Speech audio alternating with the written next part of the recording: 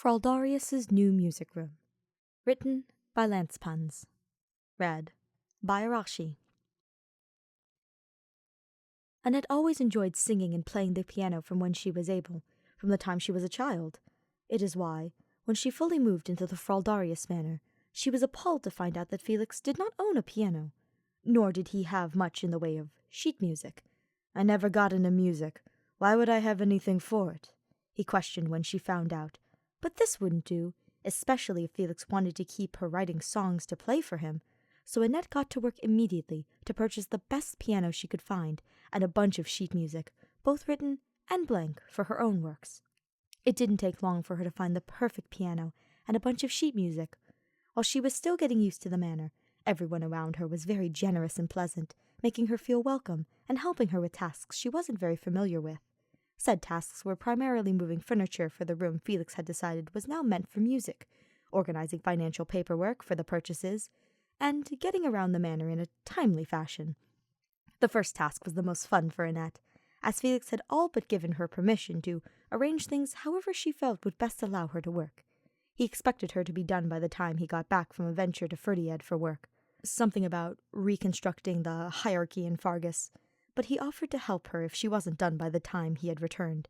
But Annette felt very confident she and the servants could handle things well enough.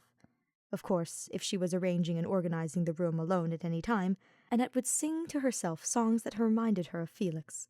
Felix returned a few days later, and Annette could have sworn she had seen him blushing a little bit as she rushed over to him to give him a hug and a kiss. Once he was settled once again, the two spent their afternoon going over everything that happened in the capital and at the manor respectively. Things seemed to be looking good, and they soon had dinner. Annette had insisted that he come take a look at the music room when they finished dinner, and she practically dragged him through the halls. When they arrived, Felix's expectations were blown away.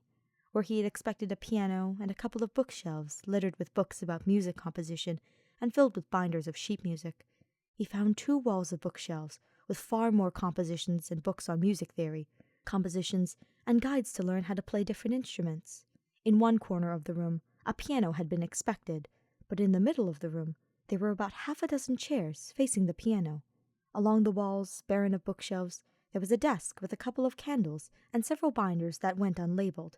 "I figured a desk would make it easier to compose, and I wanted some seats in case we ever had company that wanted to listen to a song," Annette explained, figuring the questions were going to come soon anyway. "I hope you don't mind that I went all out. I sort of just lost myself when I was ordering things, and just sort of made a mini theater." Felix looked at his wife, Sothis bless her, and just stared. "You did brilliantly," he admitted, a small smile appearing on his face. "I take it you wanted to play something now?" Annette's eyes lit up in a way he always loved to see. "Absolutely!"